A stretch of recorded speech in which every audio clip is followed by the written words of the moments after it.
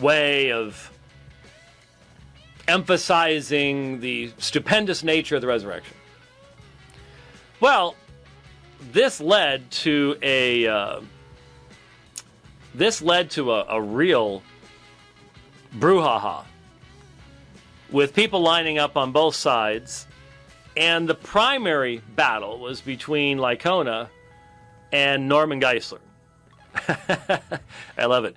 I was just given two different dates in the chat channel, which sort of gives you some idea of why there's differences in dates in ancient literature too. 2011 and 2010.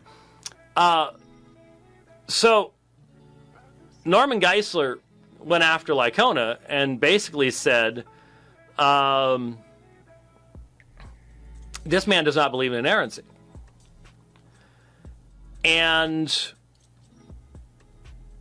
when I, waded into that, I tried to once again do so without unnecessary vituperation, which frequently gets me shot at by both sides as well.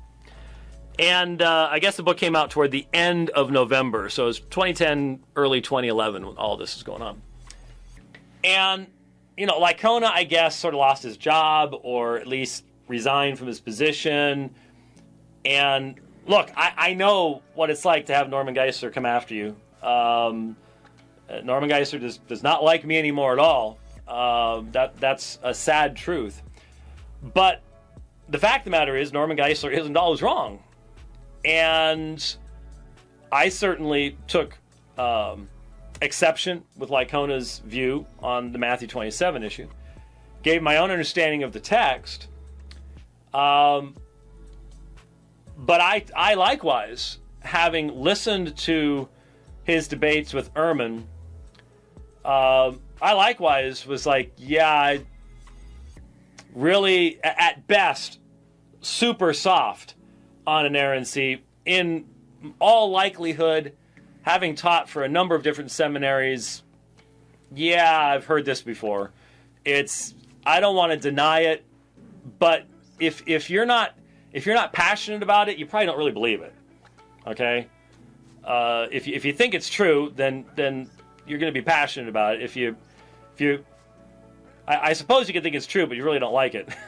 But on this subject, that wouldn't make any sense. So at that time, I was like, yeah. Well, it seems without question to me that what we're going to watch here pretty much ends that whole saga, and basically says that, yeah, Geisler was right, and this is the result of it.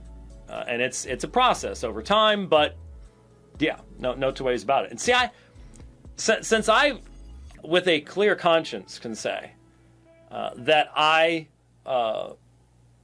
accurately represented Norman Geisler when I wrote in response to him, then I can say, hey, I don't have skin in this game, as they say.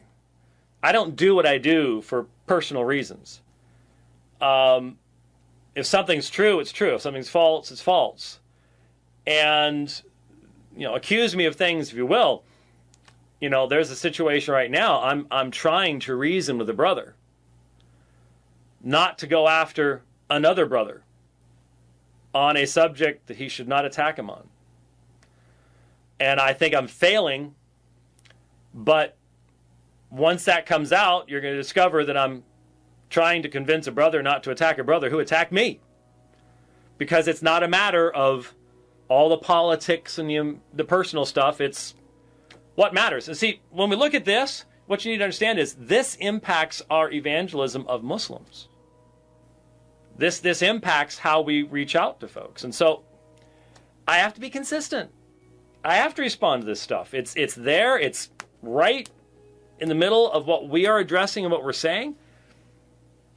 Would it be easier just to keep my mouth shut and stay out of the way? Would we not lose as many supporters over things? Yeah. But what can I do?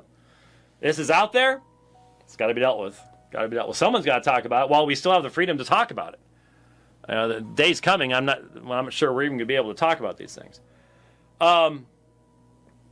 Okay, so here's. See, I'm plugged in for audio. Let's go. Are any differences in the Gospels that you don't think are adequately explained by appealing to compositional devices such as literary spotlighting? Yes, I do. I think some of the most difficult ones, perhaps the most difficult one, I think would be, in my opinion, is the location of the feeding of the 5,000. And I get into detail with this, a lot of detail in the forthcoming book. I don't know what the forthcoming book is. Sorry. I'm certainly going to be looking for it. But I just realized I gave you 2 reasons. I don't gave you the first. Sorry. I did a lot. The first reason had to do with the Lycona background, stuff like that. But the second reason I'll give you right now, before he continues on. This is an issue of geographical location. And I've told the story many times of how when I was in seminary, Fuller Theological Seminary, which was the only seminary I could go to in the Phoenix area. Poor as a church mouse. I don't remember how many years it took us to pay off the student loans even for then. And back then it was nothing in comparison to this now. Long time. But that's why I went there. And got a good education there.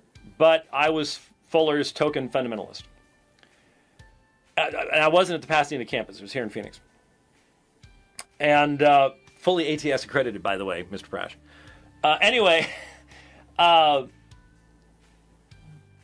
when